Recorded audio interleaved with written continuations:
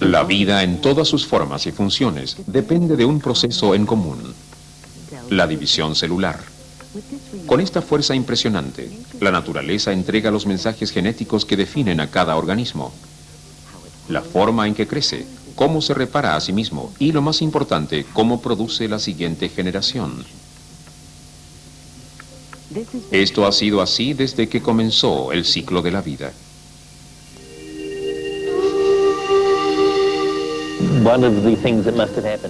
Una de las cosas que deben haber ocurrido muy al principio de la evolución es el mecanismo que permitió que este primitivo globo de protoplasma, o lo que haya sido, produjese dos primitivos globos de protoplasma, los cuales a su vez producirían dos, con dos otros más, etc. Una vez que eso sucedió, la vida inició su camino. De modo que realmente era necesario tener división celular o algo parecido, como una de las exigencias previas para los inicios de la vida, como una de las exigencias previas para los inicios de toda la historia de la evolución. La división celular sostiene toda la vida, asegurando un flujo continuo de información genética para las generaciones venideras.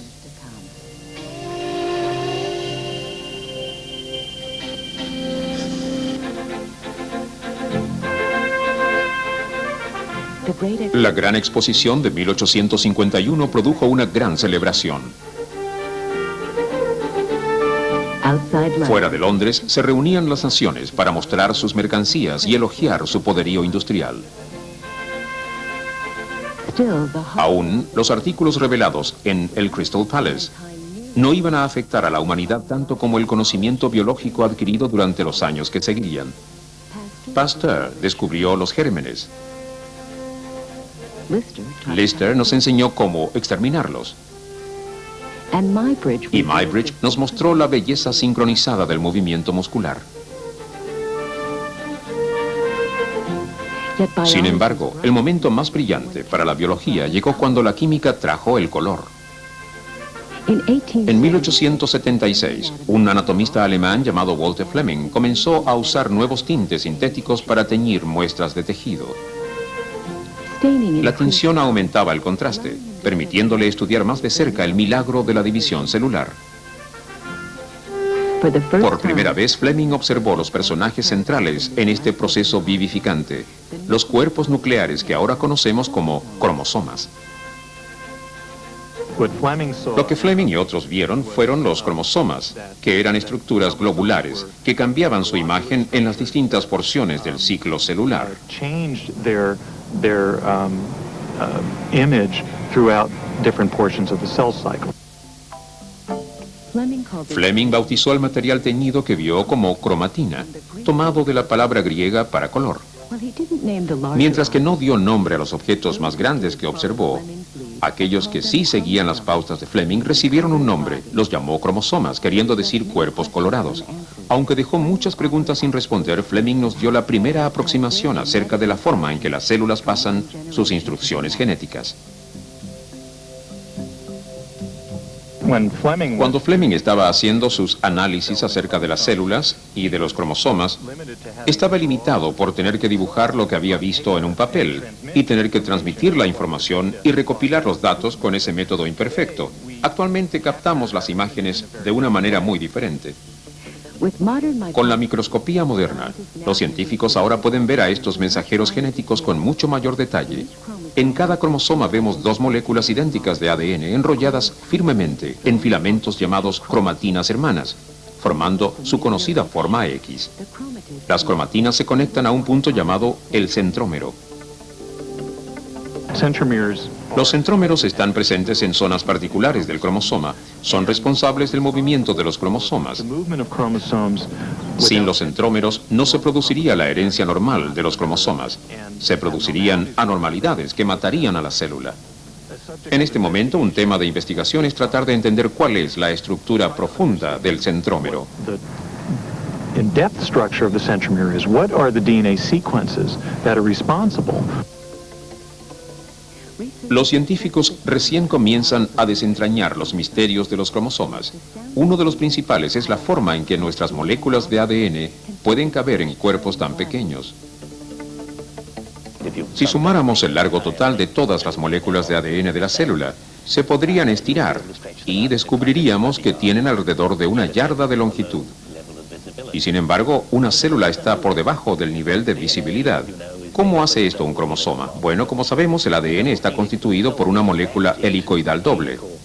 El hélice doble, por sí solo, está envuelto por moléculas helicoidales de mayor tamaño, las cuales a su vez están envueltas nuevamente por estructuras más complejas.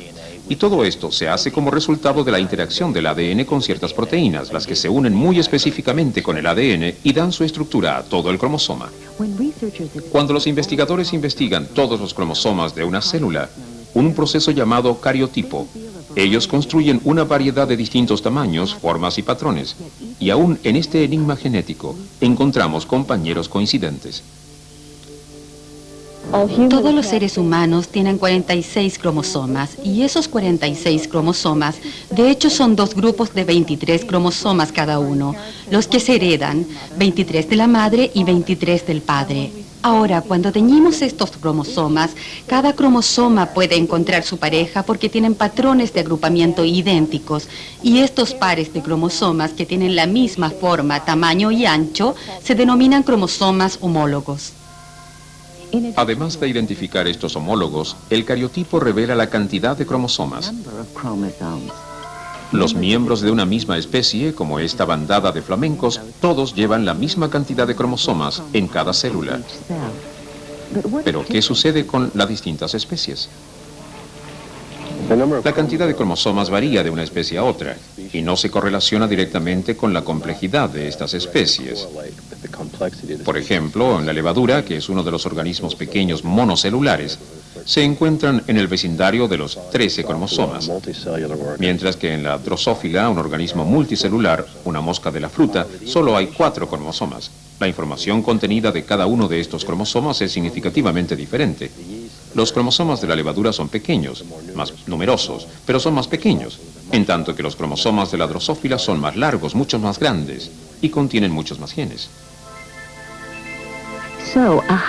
Un alto número de cromosomas no necesariamente produce organismos más complejos. Mientras que los seres humanos tienen un total de 46 cromosomas en cada célula, un sapo solo tiene 22. Aunque una planta simple, la cola de caballo, tiene 216 cromosomas por célula.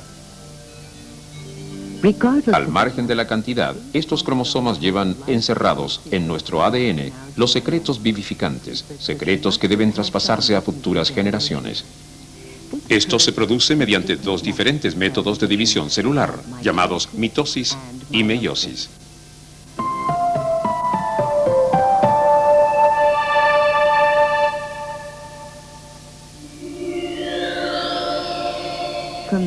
Desde el amanecer de sus vidas, todos los organismos complejos dependen de la división celular para crecer y sanar. Pero para mantener una consistencia de rasgos, cada célula debe traspasar una copia exacta de sus instrucciones genéticas. En la industria vinera, esta consistencia puede marcar la diferencia entre éxito y fracaso. Los fabricantes de vinos dedican años al desarrollo de variedades de vino específicas, cultivando las características especiales que constituyen un vino fino. Una vez seleccionadas, ya sea Cabernet o Merlot, ellos trabajan para mantener la cosecha de cada año igual a la del anterior. La fabricación de vino es principalmente química, y los fabricantes de vino son básicamente químicos. Están siempre jugando con los sabores.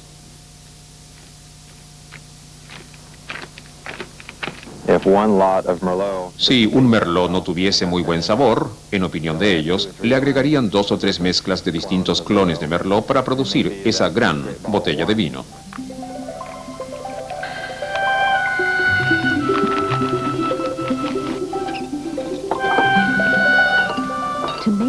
Para mantener esta calidad año tras año, los fabricantes de vinos producen las mejores vides en cada nueva temporada. Algunas variedades datan su registro a cerca de 150 años en viñedos europeos. Cada vino es un clon, el producto de una secuencia ininterrumpida de divisiones celulares idénticas.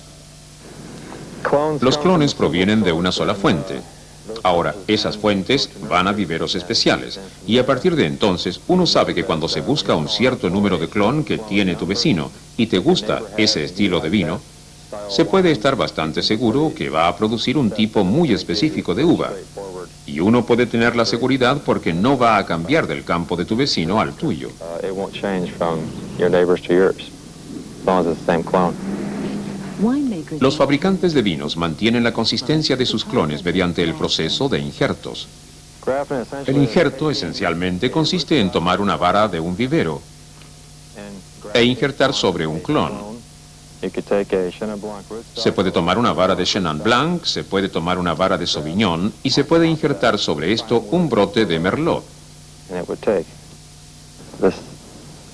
Los brotes tendrían el mismo código genético. En la viña Callaway, cuando se necesita hacer un cambio de un vino, primero hacemos un cambio en la uva de un viñedo. Acá pueden ver que he hecho un corte superior, exponiendo la capa de cadmio de la vara acá, y luego también se toman brotes del clon al cual queremos cambiar. Y cuando hago eso, junto las dos capas de cadmio de la vara y del brote, y ahí es donde se produce la operación de la mitosis. El éxito de este injerto depende de la división y del crecimiento de las células de la raíz y del vino juntas. Durante este proceso, cada célula parará a través de una cadena de eventos conocida como el ciclo de la célula. Esta incluye dos bases primordiales, un periodo de crecimiento seguido por un periodo de división. En una compleja secuencia de eventos, una célula da vida a dos nuevas células. Pero antes de que se divida una nueva célula, debe hacer una serie de preparativos durante una parte de su ciclo llamada interfase. Primero, la célula crece, acumulando las moléculas y los organelos que necesitará para el siguiente evento. Luego, la célula copia su ADN en el núcleo, lo que asegura un grupo completo de instrucciones genéticas para cada nueva célula que vendrá. Finalmente, la célula forma los centríolos con forma de barril y las fibras de proteínas que desempeñarán un papel clave en el proceso de división. Con todo esto dispuesto, se completa la interfase y la célula está lista para la siguiente etapa de su ciclo de vida, la mitosis. La fase de agua parece ser una etapa muy aburrida en el ciclo de la célula. Ni siquiera se aprecian cromosomas. No parece que estén sucediendo muchas cosas, especialmente en comparación con la mitosis, donde hay cosas que se están separando y desplazando. Pero de hecho, en la interfase, como sabemos ahora, existe bastante de eso que está sucediendo. De hecho, es allí cuando ocurre gran parte de la función de la célula. Una célula de nuestro cuerpo que se encuentra dividiéndose muy rápidamente, que se encuentra en un tejido que se está dividiendo rápidamente, como por ejemplo una célula de nuestra materia ósea, se demora 24 horas en completar un ciclo. El ciclo completo incluye el crecimiento de la célula misma, la copia del ADN de la célula, porque cada molécula de ADN debe hacer una copia de sí misma en algún punto del ciclo de la célula. Y luego finalmente el proceso de la mitosis, que distribuye los cromosomas de cada célula a cada célula hija. Todas estas cosas absorben todo el ciclo de vida de 24 horas, de las cuales solo aproximadamente 1 hora se usa en el proceso mismo de la división celular. La mitosis comienza cuando los largos hilos de ADN del núcleo comienzan a enrollarse y al duplicarse, estos hilos emergen como los filamentos dobles que conocemos como cromosomas. Mientras tanto, crecen las fibras de proteína de los centríolos migrantes, formando un enrejado de ejes. Por razones que los científicos aún no entienden completamente, la membrana nucleica se desintegra repentinamente.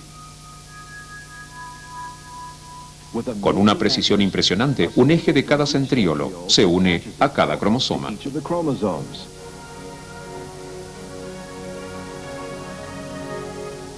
Con la ayuda de las fibras de proteína, los cromosomas se desplazan hacia el centro. En un tirar la cuerda microscópico, los ejes siguen a cada cromatida hacia polos opuestos. Otros ejes se empujan entre sí en una acción trinquete que estira la célula. Los cromosomas se desenrollan y las membranas nucleares se vuelven a formar. Completa la mitosis, los núcleos y los citoplasmas se separan, creando dos nuevas células en este ciclo continuo que sostiene toda la vida.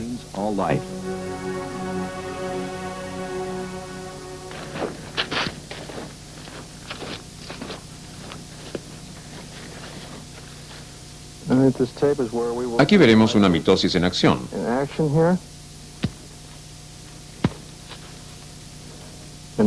Acá ven ustedes toda esta hinchazón. Son las células callosas.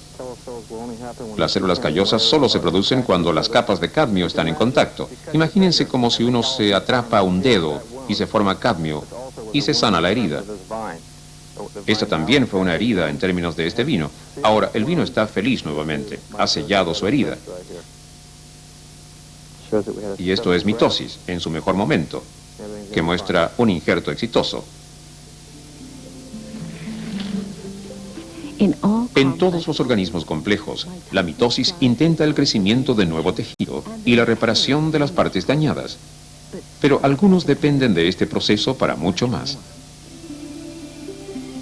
Algunos animales se reproducen asexualmente, sin una pareja. Usando la mitosis, ellos producen descendientes que son copias exactas de sí mismo. La consistencia genética ofrece ventajas de la naturaleza y hace posible un buen vaso de vino. Pero para la reproducción, muchas formas de vida fomentan la variedad por sobre la consistencia. Estos organismos requieren de un tipo de división celular especial para completar su ciclo de vida.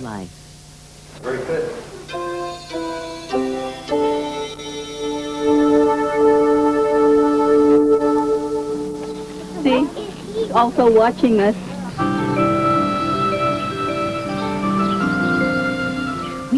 Esperamos que los zoológicos muestren animales, pero al haber muchas especies que enfrentan la extinción en estado salvaje, muchos zoológicos también han comenzado programas de reproducción. Esto representa un desafío intrigante.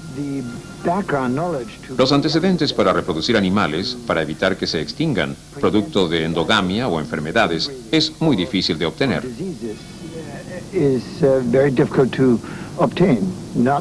No hay conocimiento suficiente, por ejemplo, de la biología de las jirafas, o de los elefantes, o de los osos polares, para controlar la reproducción o para mejorarla.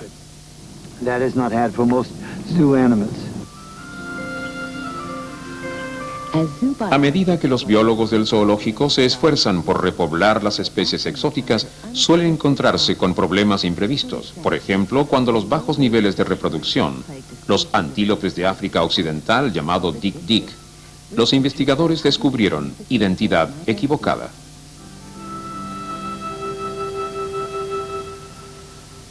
La primera vez que trabajamos con dik-dik fue a través de otro zoológico que tenía problemas para identificar las especies que tenían, y procedimos a tomar muestras de estos animales, y a partir de estas pudimos hacer preparaciones de cromosomas y analizarlas bajo el microscopio. Cuando comenzamos a analizarlos, encontramos una vasta gama de números de cromosomas de tamaños y formas. Simplemente estábamos muy perplejos. Los individuos de una misma especie deberían llevar la misma cantidad y tipo de cromosomas, pero estas muestras no coincidían. One had 46 chromosomes, and the other had 46 and 47 chromosomes, depending on whether it was a male or female. So what we were calling a single species actually were different genetic populations. Con el descubrimiento de la variación genética, los científicos confirmaron no una, sino dos especies de antílope. Para reproducirse con éxito, los individuos deben combinar cromosomas coincidentes para la reproducción sexual. Esto requiere la fusión de una célula especial, un huevo de la madre y un espermio del padre. Cada animal produce estas células únicamente en sus órganos sexuales, usando una forma especial de división celular llamada meiosis. La célula se prepara para la meiosis al igual que para la mitosis. Pero a medida que se condensa el ADN, Cada cromosoma encuentra su contraparte homóloga.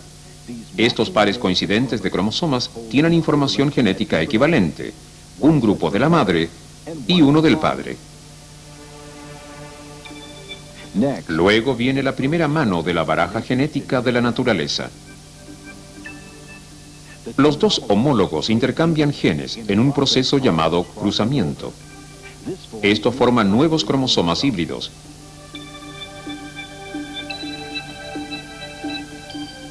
Luego los ejes ubican los cromosomas de la madre y del padre en forma aleatoria a cada lado de la línea media. Es otra mano que puede conducir a un sinnúmero de distintos resultados genéticos.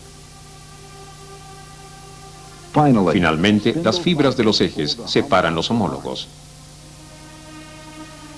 Esto deja a las cromátidas hermanas intactas. Con el doble de información genética que necesitarán las células, la naturaleza debe cortar el naipe genético en dos.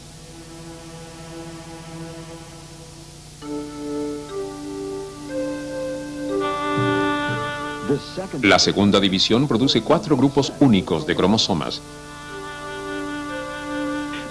Como llevan la mitad de la información genética, estas células se denominan haploides.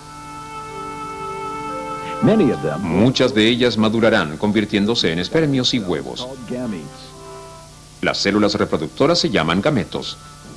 La meiosis es un proceso muy único y ocurre solamente en las células reproductoras, los gametos, sus células, espermios y huevos. Y sucede porque es necesario que existe una reducción en la cantidad de material genético que se traspasa en forma de espermio o de huevo. Cuando se unen el espermio y el huevo durante la fertilización, combinan sus cromosomas, produciendo la cantidad correcta para ese organismo. También traen consigo una variedad de rasgos genéticos, los que fueron repartidos durante la meiosis. La variación ofrece una ventaja sustancial en la lucha por la supervivencia. Todos tienen la nariz distinta, el cabello distinto, y es así como nos reconocemos, porque la información contenida en nuestros cromosomas es levemente diferente, y la mezcla es levemente diferente. Y lo maravilloso de esto, y la razón para esto, es que permite que todos nosotros tengamos reacciones levemente distintas frente a los ataques ambientales. Si todos nuestros genes fueran iguales, un pequeño cambio en la temperatura, la no disponibilidad de una cierta vitamina o la adquisición de un nuevo virus nos exterminaría a todos.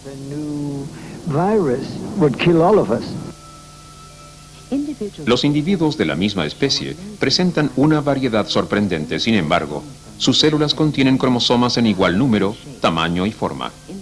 En el caso de los tic-tics, aunque se vean iguales, representan dos especies diferentes, con conjuntos diferentes de cromosomas.